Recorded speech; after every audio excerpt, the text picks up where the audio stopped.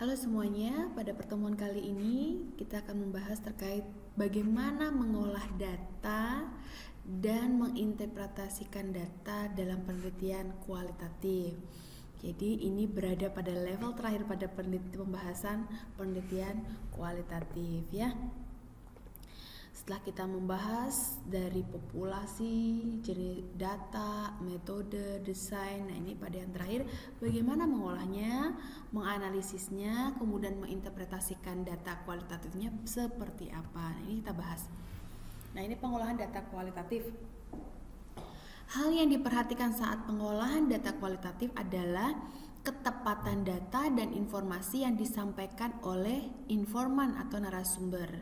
Pada saat melakukan pengolahan data seperti transkrip per bar tim, hendaknya peneliti mengusahakan agar data dan informasi yang diperoleh setepat mungkin dengan apa yang diucapkan dan dimasukkan oleh si informan. Pengurangan kata-kata atau disebut kita reducing kata-kata yang tidak bermakna yang dilakukan pada fase pengolahan data harus dilakukan dengan hati-hati agar tidak kehilangan informasi dan data yang penting untuk penelitian. Ini menurut Willig tahun 2008, qualitative research have to wait for the data analysis phase of the research before they can begin to reduce the data. And even then, they need to be very careful about they leave out. Reducing data harus benar-benar memperhatikan bahwa kalimat, frase, dan kata yang tidak dimasukkan dalam analisis adalah benar-benar kalimat, frase, dan kata yang tidak penting dan tidak terkait dengan penelitian. Bahkan gestur ya, bagaimana body language si narasumber pun harus dideskripsikan dengan kata-kata agar kita tidak kehilangan informasi. Nah, ini level tingkat analisisnya ya. Tingkat analisis suatu penelitian kualitatif adalah tingkat abstraksi di mana variability dari penelitian itu dilihat. Unit yang paling aman dipakai dalam penelitian perilaku sosial adalah individu. Pada level ini biasanya peneliti melakukan sintesis dan membandingkan data. Analisis data kualitatif dapat juga dilakukan pada abstraksi yang lebih tinggi, yaitu level abstraksi yang lebih tinggi seperti pada kelompok, rumah tangga, dan bahkan komunitas. Pada beberapa kasus, unit analisis dapat juga berupa kegiatan. Secara teori, suatu penelitian dapat mengumpulkan dan membandingkan data mulai dari perilaku individu yang spesifik sampai ke tingkat seluruh negara. Jadi kita bisa melakukan penelitian itu dari tingkat level paling ya hanya 1 orang, 2 orang ya dengan karakter yang sama sampai 1 dunia seperti itu. Analisis data kualitatif. Perbedaan utama antara analisis penelitian kualitatif dan kuantitatif adalah terletak pada jenis data yang akan dianalisis. Dalam kualitatif, data yang dianalisis berbentuk teks, berbentuk gambar, dan lain-lain yang berasal dari transkrip hasil interview atau FGD dan hasil observasi penelitian. Sedangkan pada penelitian kuantitatif, data yang dianalisis adalah bentuk angka. Berbeda dengan penelitian kuantitatif yang dilakukan analisa saat semua datanya sudah terkumpul. Tapi kalau kualitatif dilakukan sepanjang penelitian itu dilakukan dan terus-terus secara iteratif. Iteratif artinya berulang dari awal sampai akhir penelitian untuk mendapatkan informasi yang lengkap. Karena pengumpulan data melalui pengamatan dan wawancara tidak dapat dilakukan tanpa analisis dan tafsiran untuk mengetahui makna dari apa yang disampaikan narasumber atau objek penelitian. Nah, analisis data kualitatif itu cenderung induktif, bukan deduktif. Kalau kuantitatif deduktif, dari general ke khusus. Kalau induktif dari khusus ke digeneralkan. Seperti itu. Proses analisis untuk mengidentifikasi kategori yang penting dalam data, pola data, dan hubungan antar data melalui proses pencarian. Pada penelitian kualitatif tidak ada alat ukur atau hipotesis yang ingin dibuktikan. Hasil analisis data yang dilakukan melalui penelitian kualitatif biasanya untuk mengembangkan hipotesis dan konsep seperti itu. Nah, 5 teknik proses menganalisis data kualitatif. Yang pertama, dokumentasi data dan proses pengumpulan data. Kemudian dilakukan pengorganisasian atau pengkategorisasian data menjadi konsep, menghubungkan data untuk melihat bagaimana suatu konsep berpengaruh, legitimasi yaitu mengevaluasi alternatif penjelasan, diskonfirmasi bukti dan mencari kasus negatifnya yaitu yang kontranya, menyampaikan semua temuan. Nah, ini analisis data kualitatif. Yang pertama, dokumentasi. Data sebagian besar penelitian kualitatif adalah catatan yang dibuat di lapangan saat melakukan interview atau FGD. Catatan tersebut berasal dari komentar, hasil observasi, ungkapan perasaan yang dikonstruksi dalam kata-kata menjadi sebuah kalimat. Nah, catatan-catatan yang didapat berasal dari transkrip rekaman baik video maupun audio. Pada saat melakukan dokumentasi, peneliti harus disiplin dan hati-hati untuk mendokumentasikan apa-apa yang penting yang didapat dari informan.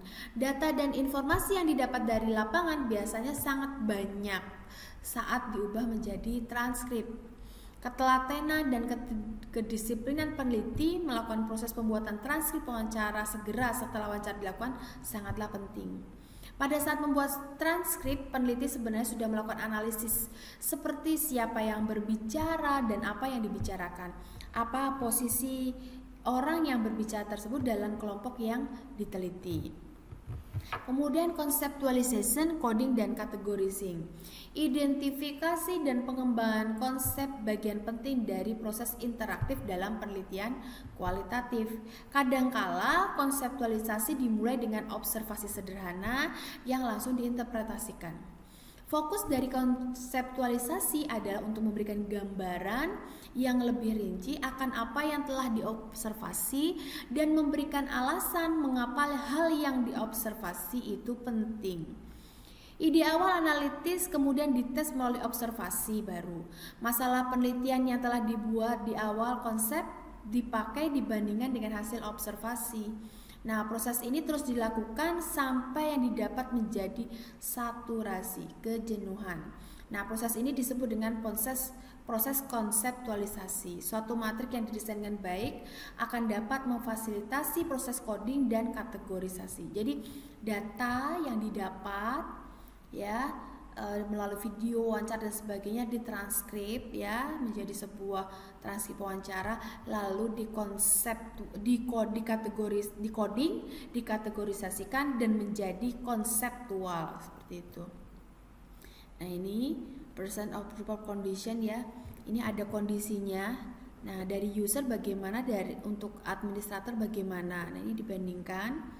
Kemudian lalu dibuat, kalau yang ini tadi yang terkait yang untuk pengembangan model ya, pengembangan model atau pengembangan teori yang tadi sudah ada variabelnya, nah di checklist.